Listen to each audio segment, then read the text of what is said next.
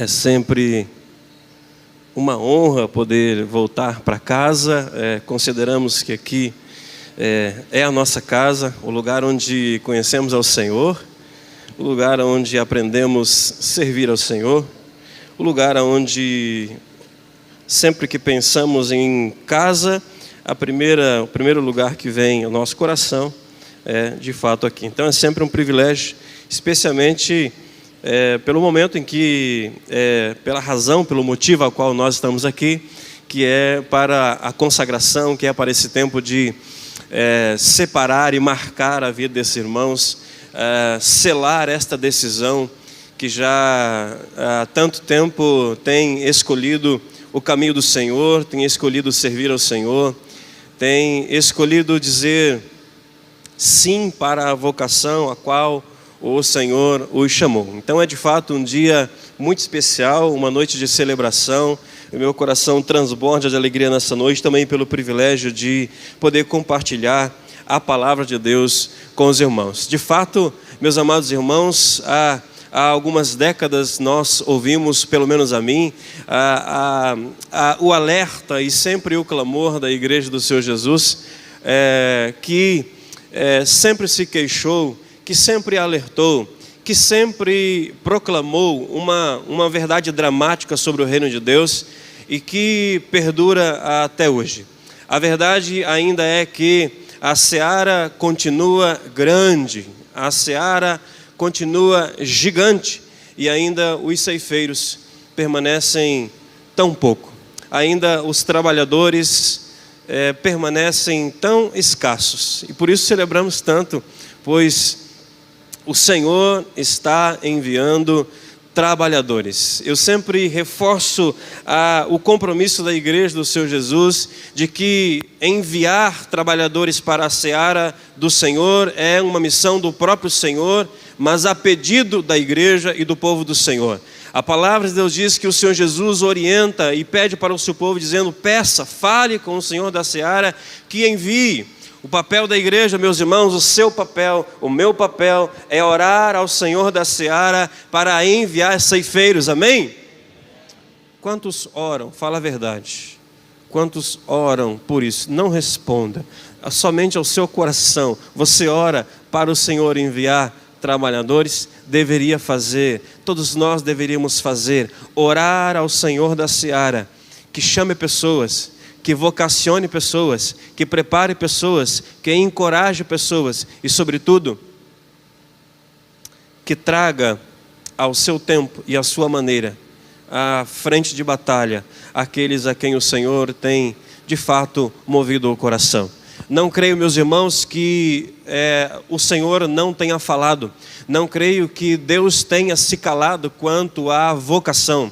Creio que o problema que perdura e permanece da falta de obreiros tem uma razão bastante específica e tem sido uma das nossas preocupações quanto à denominação, pois continuamos com poucos ceifeiros e oramos por isso e falamos sobre isso e clamamos a Deus a esse respeito, crendo, sobretudo, meus irmãos, que Deus tem chamado, Deus tem falado, Deus tem atraído pessoas, Deus tem despertado o coração das pessoas. Se o problema da falta de obreiros, de ceifeiros, permanece, há, sem dúvida, a necessidade de se perguntar qual era a razão, qual é o motivo. Eu receio que as razões são, de fato, históricas e são, pelo menos a mim, que tenho desenvolvido no meu coração um profundo afeto,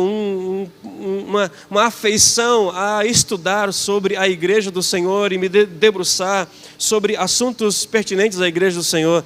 Creio que são pelo menos dois os mais graves ou que pelo menos aparecem tanto e fazem com que a Igreja do Senhor Jesus seja penalizada e enfraqueça ao longo dos nossos dias, não crescendo, não indo, não chegando a lugares e com a qualidade que ela deveria. A primeira delas é a má compreensão da vocação, do chamado. O entendimento equivocado sobre o ministério e, sobretudo, o ministério pastoral, ou aquilo que nós classificamos como os 5 ministérios, que é a base, a estrutura da igreja. Ainda que na compreensão geral, meus irmãos, todo aquele que encontrou-se com o Senhor, todo aquele que teve um encontro real com Cristo Jesus é vocacionado, é chamado para ser sal da terra e luz do mundo. Amém? Você crê nisso? Todos nós somos chamados. E no contexto de Efésios 4, quando o Senhor Jesus fala sobre os 5 ministérios, Ele diz que Ele então, dentre todos os chamados, dentre todos os vocacionados, dentre todos aqueles que Ele arrebanhou para servi-lo, Ele então tira alguns para profetas, pastores, mestres, evangelistas e profetas. Então Ele não está tirando de um povo que não é chamado, Ele não está tirando de uma igreja que não tem nenhuma relação com o trabalho, com a missão do próprio Senhor, de procura e resgate daquele que está perdido, de busca e salvamento do perdido. Não, Ele está tirando dentre todos os vocacionados a serem sal da terra e luz do mundo, testemunha dos feitos poderosos do Senhor para a salvação. Dentre estes, então, Ele chama uns para pastores, mestres, profetas, evangelistas e apóstolos. Sendo assim, você e eu, todos nós, somos chamados pelo Senhor para sermos luz em meio às trevas, para sermos testemunhas vivas aonde formos e estivermos. Dentre todos esses, então, o Senhor separa alguns para funções específicas. Então, nós chamamos isso de chamado. Nós chamamos isso de vocação. E nós louvamos a Deus porque o Senhor tem chamado homens e mulheres para servirem a Ele no ministério pastoral. E louvamos a Deus, pois o episcopado ainda e permanecerá sendo para sempre uma boa obra. Continuará sendo, meus irmãos, uma boa escolha, um bom caminho, aquele que decide pôr a mão no arado e servir ao Senhor sem olhar para trás. Sobre isso é que eu quero falar nessa noite, meditar um pouquinho com você sobre vocação, sobre chamado. Se tem algo que perturba o meu coração, meus irmãos, e sempre foi assim, desde o começo, desde o início da minha vida com o Senhor, o que sempre perturbou o meu coração foi a ideia de que eu poderia estar no lugar errado, fazendo a coisa errada e desagradando o meu Senhor. A minha maior preocupação sempre foi essa: Senhor, aonde ou o que eu devo fazer e aonde eu devo fazer. À luz disso, eu gostaria que você abrisse sua Bíblia comigo lá no livro de Jonas. Jonas é a imagem mais rápida, a primeira imagem que vem à nossa mente, ao nosso coração quando falamos de Jonas, vem, pelo menos a mim, que desde aí uma pré-adolescência, adolescência e juventude, crescemos ouvindo e também crescemos ensinando sobre Jonas em uma linguagem infantil, infantilizada, bastante ilustrativa. E as tias, por favor, as tias do Ministério Infantil, me perdoem, mas nós precisamos hoje, meus irmãos, falar de um Jonas adulto, de um homem de Deus, de um profeta do Senhor, de alguém que foi chamado para anunciar uma palavra poderosa. E nos esquecemos um pouquinho do peixe. Eu sou pescador, todo mundo sabe disso, pastor Satir sabe disso, não é, Satir? Não são assim. Quando o pescador olha para Jonas, lembra do peixe, diz: bah, que peixão. Como que pega? Quando a tia da salinha olha para Jonas, diz: dá para nós fazer um peixe, botar as crianças dentro, fazer cócega nele, fazer ele vomitar. Pensa que ideia legal. De modo geral, a nossa ideia de Jonas, uma ideia infantilizada que nos traz um homem que é a imagem, a figura de desobediência. Ora, se você já não pensou isso quando eu pedi para você abrir em Jonas, ora, vamos falar sobre desobediência. Não vamos falar sobre desobediência, vamos falar sobre o coração do homem em conflito, cheio de dores, cheio de marcas, como esses irmãos que aqui estão. Uma fileira de peso, irmãos.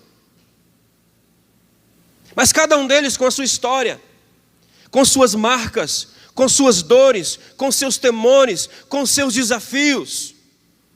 E sobretudo, com uma palavra de Deus, que em algum momento da sua vida teve que escolher para que lado ele deveria ir, quando o Senhor disse: vá para Nínive.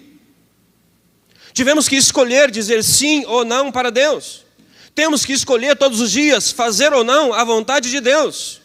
Assim como Jonas, temos, meus irmãos, o chamado, temos a vocação, temos também todas as marcas, as dores, as batalhas, as lutas de um homem que em conflito precisou então escolher para que lado iria. Jonas prega em Nínive e encontra uma cidade com um coração quebrantado. E ao se converter, Jonas talvez seja o primeiro missionário, o primeiro pregador que a sua plateia aceitar a mensagem, se converter, ele fica bravo, fica nervoso, não concorda e então entra em uma demanda profunda com o Senhor. E no capítulo 4, Jonas apenas 4 capítulos, e no capítulo 4 de Jonas, ele tem uma conversa com o Senhor. E o Senhor pergunta a ele, dizendo: Jonas, é razoável essa sua ira?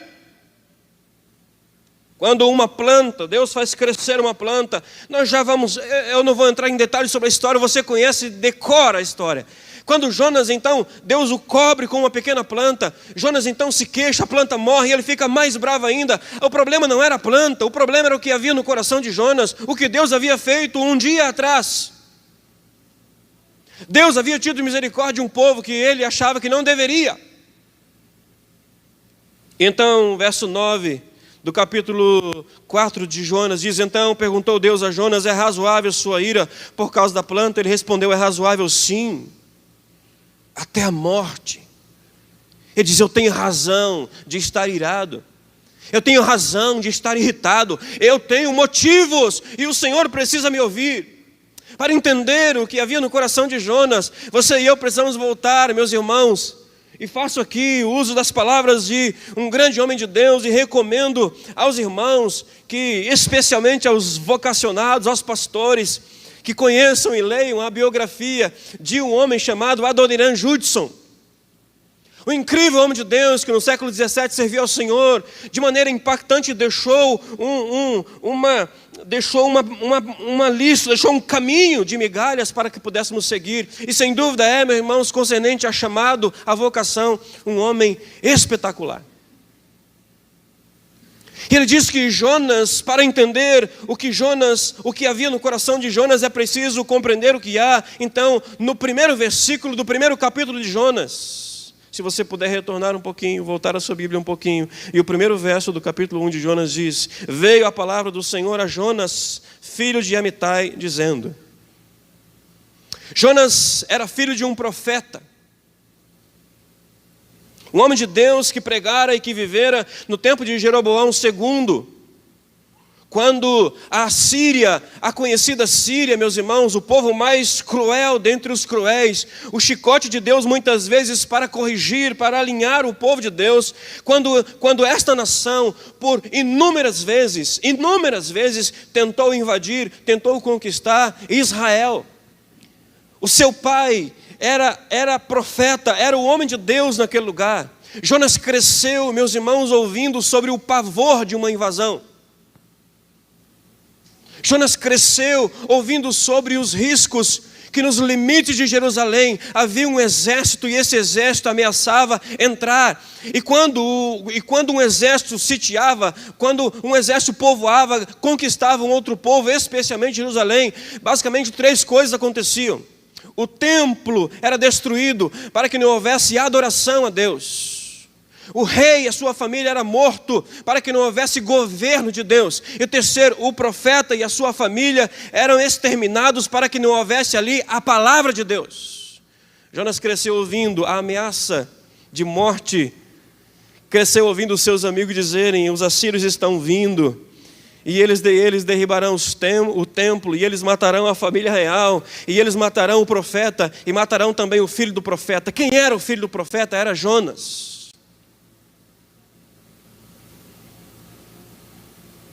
Seu pai é morto. Agora Jonas é convocado a cumprir uma promessa. Ele, sem pensar, meus irmãos, instantaneamente ele pega as suas coisas e vai ao sentido contrário, e vai para um outro lado. Não ouviu o pavor e o terror de uma invasão e a ameaça da sua família e da sua própria vida. Capítulo 2, nós encontramos então Jonas orando.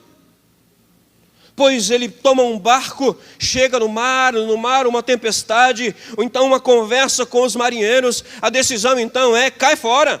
Então ele é lançado ao mar, o peixe o engole, e no ventre do peixe, o texto diz, no capítulo 2, o texto fala sobre a oração de Jonas. E na oração de Jonas, eu quero destacar aqui o verso, pelo menos o verso 9.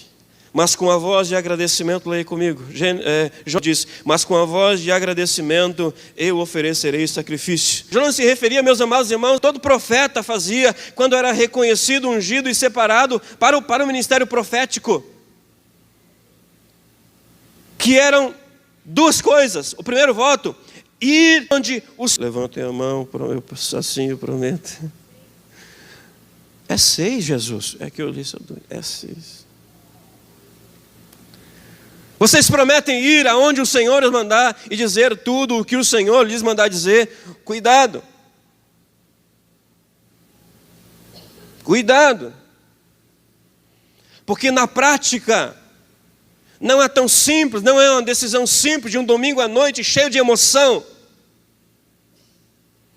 Não é uma decisão tão simples. E eu lembro quando eu tomei essa decisão.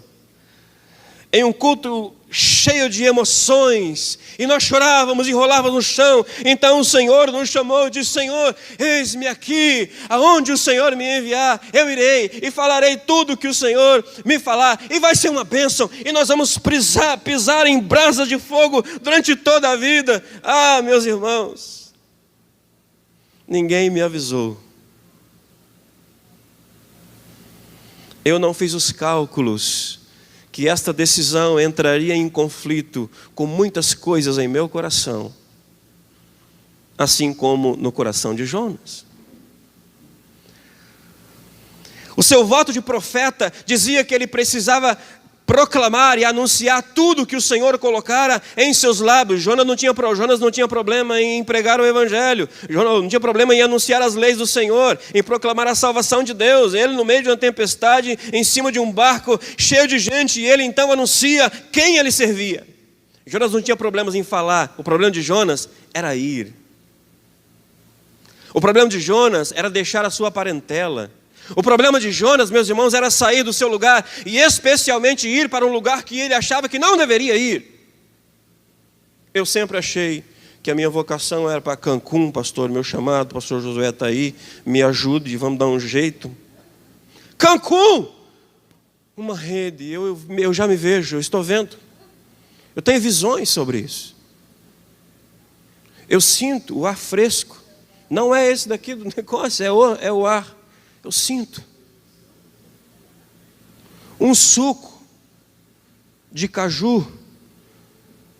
Nosso problema talvez não seja falar, nosso problema talvez seja deixar a nossa parentela, seja deixar o conforto, seja deixar o lugar que eu acho que eu devo estar. Neste caso, o caso de Jonas. Senhor, Jonas então acorda e diz, Senhor, aquilo que eu votei, eu vou pagar. Então eu vou. Então Jonas vai. Chega na cidade de Nínive. O texto diz que era necessário pelo menos 4 dias para percorrer Nínive. Jonas percorre em 1. Estudiosos dizem que poderíamos entender de 2 maneiras. Ou Jonas fez apenas o percurso em 1 dia, o que ele conseguia fazer em 1 dia, ou fez todo o percurso em 1 dia. De qualquer forma, se ele andou apenas 1 dia e pregou então para apenas 1/4 daquele povo, ele falhou. Se ele passou correndo pela cidade de Nínive e o que se fazia em 4 dias ele fez em 1, então, meus irmãos, ele fez o que muitos de nós faz. Senhor, eu vou fazer, eu vou cumprir, eu vou te obedecer, mas eu vou fazer do meu jeito.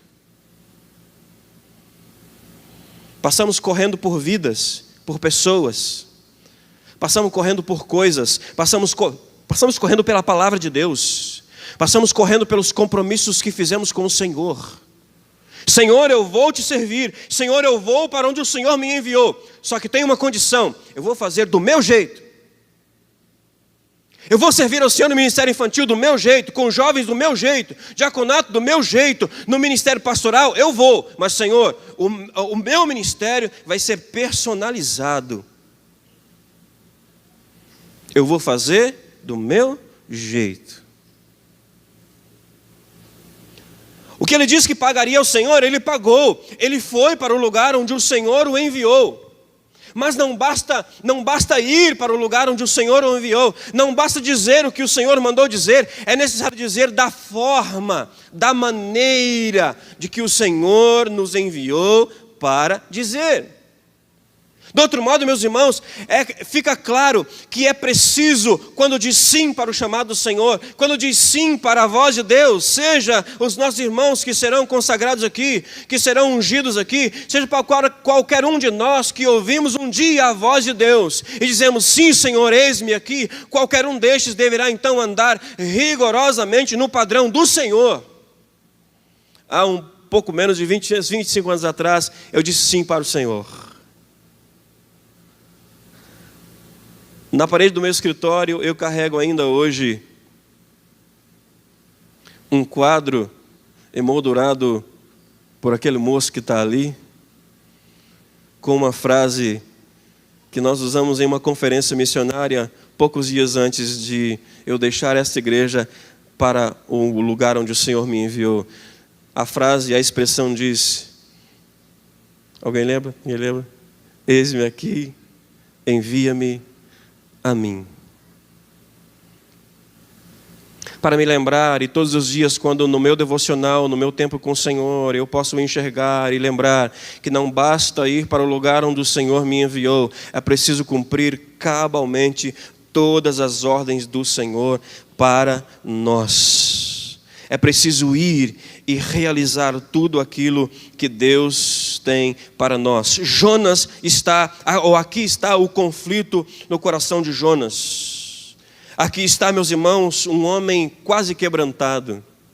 Um homem que ora ao Senhor e nós quase enxergamos um homem quebrantado. Um lampejo de conversão genuína. Quase que eu converto hoje.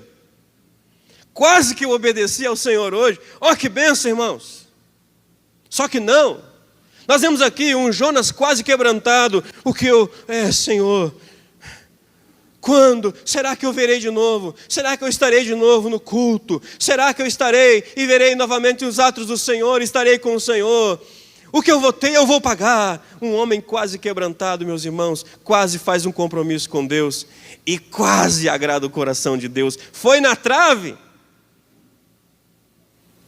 Não serve para o Senhor, não serve para o ministério, não agrada o coração de Deus. No capítulo 3, então, nós já encontramos, meus irmãos, Jonas percorrendo a cidade, anunciando apressadamente, cumprindo pela metade a ordem do Senhor para ele. Se é para pregar, eu vou pregar, mas eu vou fazer do meu jeito. Eu farei tudo do meu jeito. A mensagem de Jonas, contrária à mensagem do Senhor, que havia dito para ele, olha, a mensagem era basicamente isso: se vocês se converterem, se vocês mudarem, se vocês me ouvirem, então eu os pouparei, senão 40 dias serão destruídos. Então Jonas passou correndo pela cidade dizendo, 40 dias para cair fogo do céu, 40 dias para isso aqui acabar, não vai sobrar nada. A oração, talvez, a oração de 30 anos do povo de Israel, e talvez você possa imaginar um pouquinho o que passou esse homem, esse jovem, o que passou naqueles dias da sua mocidade, orando ao Senhor, talvez como Israel hoje, talvez como a oração de muitos em Jerusalém, sobre Irã, sobre a faixa de Gaza. Quando vai acontecer? Quando estaremos livres? Quando nós não teremos mais ameaça? Mas agora Deus vem e diz, agora você vai para o meio deles, e se eles bobear, eu salvo eles. Piscou, eu salvo. Então Jonas tem que ir para um lugar assim. A mensagem de Jonas não foi, vocês têm uma chance. Não, é fogo daqui a 40 dias. O povo se converte, meus irmãos. O povo ouve a mensagem, o povo aceita a mensagem. Jonas, então, meus irmãos, sai correndo da cidade, senta fora da cidade e entra com Deus em uma demanda profunda. E aqui nós descobrimos, queridos irmãos, o verdadeiro problema de Jonas. E vemos também o verdadeiro propósito de Deus. Nínive não precisava de Jonas. Deus poderia enviar qualquer outro. Assim como poderia, meus irmãos, enviar qualquer outro para fazer o que qualquer um de nós faria. E receio eu que faria melhor do que nós. Jonas era quem precisava de Nínive. Pois Nínive veio trazer um confronto importante no coração dele para curá-lo e para libertá-lo, para que sua vida pudesse seguir livre daquilo que lhe pesava no coração. Um homem com uma vocação clara, mas precisava ser quebrantado por Deus, precisava ser tratado pelo Senhor. Finalmente, no capítulo 4, Jonas então tem um encontro com o Senhor. E eu, sempre que leio o capítulo 4, eu lembro do capítulo 42, 38 a 42 de Jó. Você não lembra quando Jó entra em demanda com Deus, e é uma conversa, e Jó faz pergunta para Deus, e Deus faz perguntas para Jó, e no final, meus irmãos, ai que lindo, até fizeram uma música, antes eu te conhecia de ouvir falar, mas agora, que lindo, mas Jonas não foi assim. Jonas não era como Jó, Jonas não era íntegro e reto, Jonas não era um homem como Jó. Jonas era diferente. Talvez Jonas fosse muito mais parecido conosco, ou nós parecidos com Jonas. O seu coração estava cheio de coisas, o seu coração estava cheio de mágoas, cheio de temores, cheio de rancor, e então ele se encontra com o Senhor. Então o propósito de Deus é revelado aqui. Deus quer trazê-lo para mais perto, para um tete a tete, um olho no olho, para sarar a sua vida, para curar a sua vida, e aí então poderemos servi-lo de todo o coração.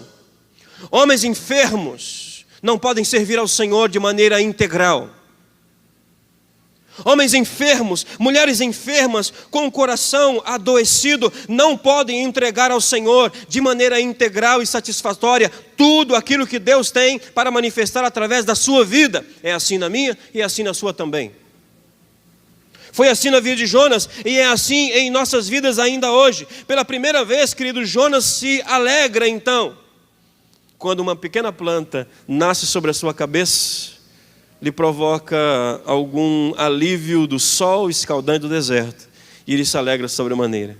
A primeira vez que Jonas se alegra, meus irmãos, não é com um convertido, não é com 120 mil pessoas, calcule, irmãos, 120 mil pessoas numa pegada.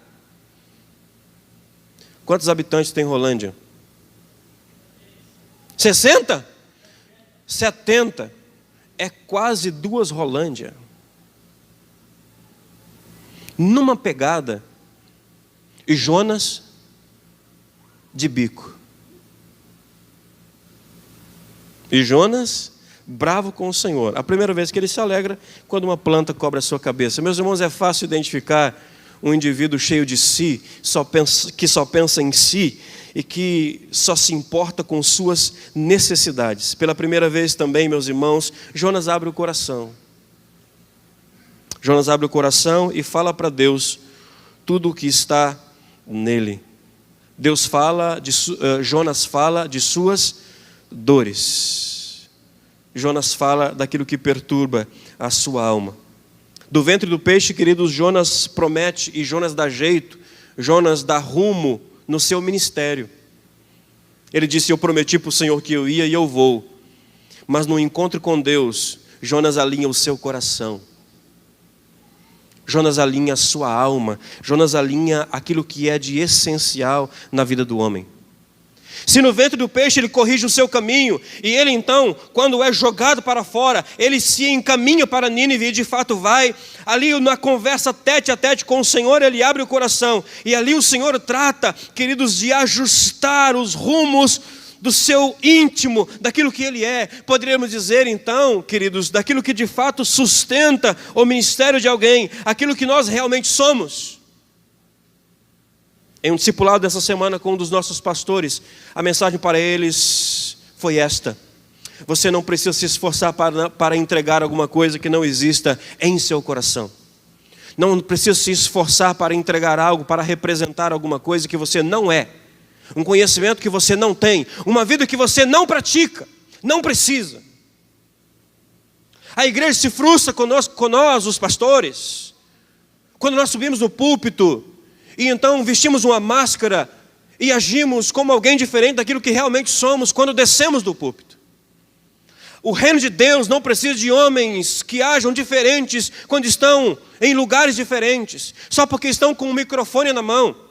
Meus irmãos, o reino de Deus precisa de homens que sejam em todo o tempo íntegros ao Senhor e também problemáticos ao Senhor. Eu não tenho nenhuma vergonha, meus irmãos, nenhuma vergonha de contar as presepadas que eu fazia em Rolândia, só por Jesus. Sabe o pinguelo que faliu? Eu ajudei a falir, eu tenho culpa nisso. E eu vou confessar aqui, o meu pastor está aqui, depois ele me ajuda. Nós ia roubar bolacha e amendoim lá no pinguelo, pastor.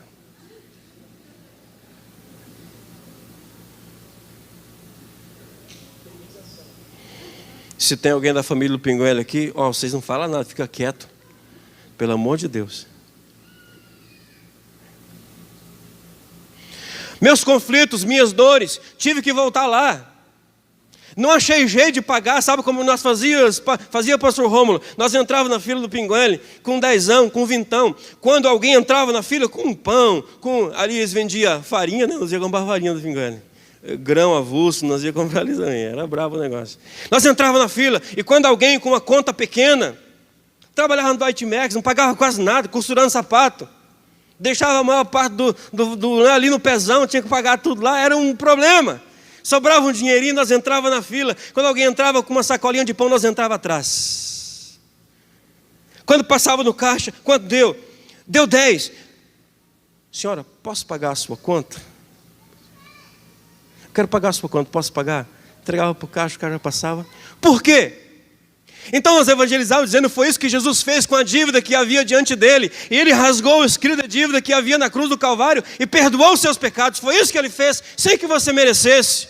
E eu espero que Jesus tenha misericórdia dos roubos lá no pinguele. Só, também. Então, né? Assim como Jonas, eu tive os meus conflitos. Os meus conflitos de voltar lá, de ter que anunciar lá, de ter que mostrar a cara lá. Eu tive o mesmo conflito na empresa em que eu trabalhava. Quando eu voltei para minha casa dizendo que agora era crente e que deveria testemunhar do seu amor, eu tinha os mesmos conflitos, meus irmãos. Os mesmos. Assim como Jonas, você e eu temos conflitos que precisamos na intimidade com o Senhor resolver. Ajustar as contas.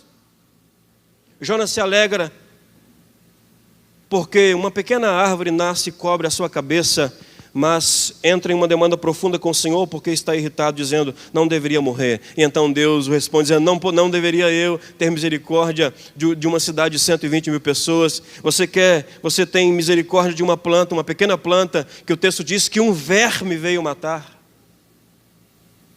Sabe, meus irmãos, há 25 anos caminhando com o Senhor, eu tenho descoberto que os grandes peixes são muito úteis em nossa vida para nos ensinar preciosas lições, mas as maiores delas são ministradas pelos pequenos vermes, pequenos detalhes em nossa vida que nos levam para a presença de Deus e nos faz corrigir o curso do nosso coração. Esse pequeno verme que destrói a árvore que trazia sombra a cabeça desse homem, não era nem todo o corpo, né? Era só a muleira, era só o quengo, que nem diz lá no Nordeste, era só um pedaço do corpo. Esse pequeno verme tira desse homem algo que era tão precioso para si. Pequenas coisas, queridos, do nosso dia a dia, tocam e matam coisas preciosas em nós. E o objetivo de Deus é permitir isso para que você corra para a intimidade com Ele, porque o seu coração precisa ser tratado. É fácil, meus irmãos, qualquer um aqui, é fácil oferecer a obra das mãos. Qualquer crente aqui, se for chamado pelo pastor Satiro, por qualquer pastor dessa igreja, para vir varrer a igreja, tirar uma teia de aranha, cortar uma grama, vem com prazer. Mas é mais difícil, meus irmãos, a convocação para 10 horas de oração e jejum aqui, para chorarmos aqui, para clamarmos ao Senhor aqui. É mais fácil entregar a obra das mãos do que o quebrantamento do coração. O coração é mais difícil quebrar. Temos que nos humilhar, temos que reconhecer quem somos, temos que reconhecer que o problema está em nós e não em Deus. Está em nós e não na igreja, está em nós e não no pastor. está em nós. O problema de Jonas era ele, eram os problemas íntimos dele, que ele tinha contra o próprio Deus que o enviou para um povo que ele julgava que não deveria ser salvo. A demanda era dele. Então Jonas abre o coração com o Senhor. Jonas tem um encontro real com Deus, abre o seu coração e diz: Senhor, o meu problema é este povo. Este é o meu problema. E eu fico frustrado, meus irmãos, porque o livro termina. O livro, verso 11 do capítulo 4 diz: então hei de eu ter compaixão da grande cidade de Nínive, em que há mais de 120 mil pessoas que não sabem discernir entre a mão direita e a mão esquerda, e também muitos animais, e acaba. Que agonia! Não tem final feliz como em Jó. Aí Jonas podia ter vindo: ah, Senhor, é verdade. Falei, o Senhor é o Senhor. Esse povo merecia realmente misericórdia. Deixa eu ir abraçar o ninivita. Deixa eu receber eles como irmão. Deixa eu ir acolher eles na igreja. Não, não tem nada disso.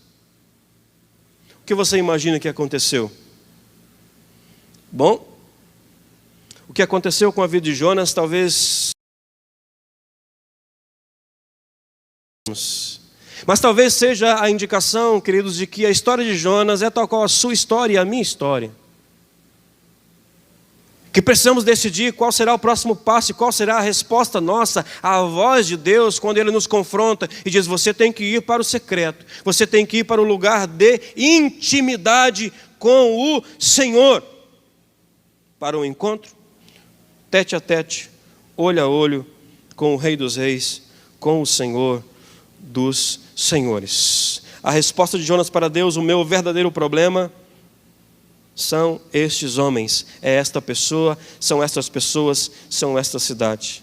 O meu problema, meus irmãos, o meu problema é criado por mim, é estabelecido no meu coração por mim, e é protegido pelo meu orgulho, pela minha falta de quebrantamento e pelo meu equívoco em buscar ao Senhor, em servir ao Senhor, em dedicar a minha vida ao Senhor.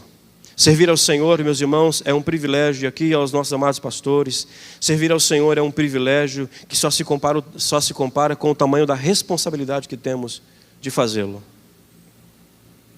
É um privilégio muito grande servir ao Senhor, mas é também uma grande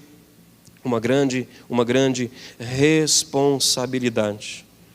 Eu oro ao Senhor, e se você não recebeu nada dessa mensagem, eu quero então deixar duas coisas que talvez sobressaia a tudo no seu coração, pelo menos a mim. O livro de Jonas se resume, meus irmãos, em uma rica misericórdia de Deus, em uma orientação simples do Senhor. Primeira coisa, discernimento. Discernimento para saber o que Deus quer que eu faça. E segundo, perseverança, para não desistir jamais daquilo que o Senhor, do caminho que o Senhor me propôs. Discernimento para entender o que Ele quer que eu faça, e perseverança para não abandonar o caminho. Discernimento para entender, e perseverança para não abandonar. Quantas pessoas, quantos colegas, quantos irmãos você não conhece que abandonou, que deixou? Seja qual for o ministério, seja qual for, se é pastoral, seja qual for a obra, seja qual for o lugar onde o Senhor o colocou para servir. Quantas pessoas você não conhece que abandonou? Meus irmãos, elas sabiam o que deveriam fazer, mas não tinham perseverança para continuar. Eu louvo a Deus quando eu vejo os cabeça branca, o Jair, coitado, como é que está a situação do Jair, gente? Uma geada, gente do céu, sapeca tudo. Está aí, e tantos irmãos. Uma Conceição é nossa intercessora há 25 anos. Toda vez que eu venho aqui: irmã, ainda está orando por mim? Eu perguntei ali, ela disse: todo dia. Eu tenho 3, irmão, me permita, eu chamar minha mãe assim, não se ofenda, eu tenho 3 veinhas que intercedem por mim. As irmãs do coque da cristianismo decidida, aleluia, sustentam nossa vida, perseveram, inspiração. Vocês são inspiração para mim, meus irmãos, inspiração para permanecer. Eu entendi com clareza o que o Senhor queria que eu fizesse. Eu preciso perseverança porque senão eu vou botar tudo fora, vou para a praia vender minha arte, irmãos, viver da minha arte na praia. Tapioca, eu sei fazer bem, é uma benção. Nós estamos aqui, permaneceremos aqui, envelheceremos aqui e encontraremos o Senhor aqui, amém? Discernimento para entender o que o Senhor quer de nós e perseverança para não desistir. Resume a vida de Jonas. Tropeços mais tropeços sobre o que Deus queria da sua vida. Tropeços, lutas, mas havia no seu coração, talvez inspirado em seu pai, talvez inspirado em tantos outros grandes homens que viu, perseverança. É o desejo do meu coração aos irmãos, é o desejo do meu coração a todos vocês que um dia conheceram ao Senhor Jesus e que também é vocacionado para serem sal e luz. Você recebe essa palavra? Amém? Você é sal e luz. Pastor Josué, quem é pastor Satírio? Quem é agora? Pastor Josué? Então, eu queria só orar, mesmo sentado, coloque a mão sobre o seu coraçãozinho, sobre o seu coraçãozinho de Jonas. O meu é assim também. Meu coração cheio de coisas, cheio de conflitos, cheio de dúvidas. Meu coração cheio de coisas que permiti entrar ao longo da vida, cheio de marcas. Seu Jesus, o Senhor um dia chamou Jonas para um tete-a-tete. O Senhor um dia chamou este homem para alinhar o seu coração, assim como o Senhor chamou Pedro, assim como o Senhor chamou a Tomé, assim como o Senhor chamou a todos quantos com um propósito, o Senhor os aproximou. Pai, eu quero em nome do Senhor Jesus, em nome de Jesus, chama-nos a este lugar de intimidade e que nessa noite, Senhor, nós, o teu povo, sinta-se chamado, a Deus, a alinhar não apenas o curso, não apenas o lugar, mas que eles possam, Senhor, estarem prontos a alinhar o seu coração. Senhor, há uma vocação, há um chamado, que um dia dissemos sim, um dia, Senhor, nós respondemos positivamente para o Senhor. Será que é preciso vir o Senhor de novo e perguntar se está de pé? Senhor, hoje, aqueles que ouvem a tua palavra poderão dizer então: eis-me aqui, está de pé, o que eu votei, cumprirei, o que eu prometi, Senhor, lá atrás, há anos atrás, há décadas atrás, o que eu prometi, eu vou cumprir com a graça do Senhor, com discernimento, com sabedoria e com perseverança. Sabedoria para conhecer o teu coração, perseverança para não desistir de andar em tua direção. Assim oramos em nome do Senhor Jesus Cristo. Ajuda-nos, Deus. Amém e amém. Glória a Deus.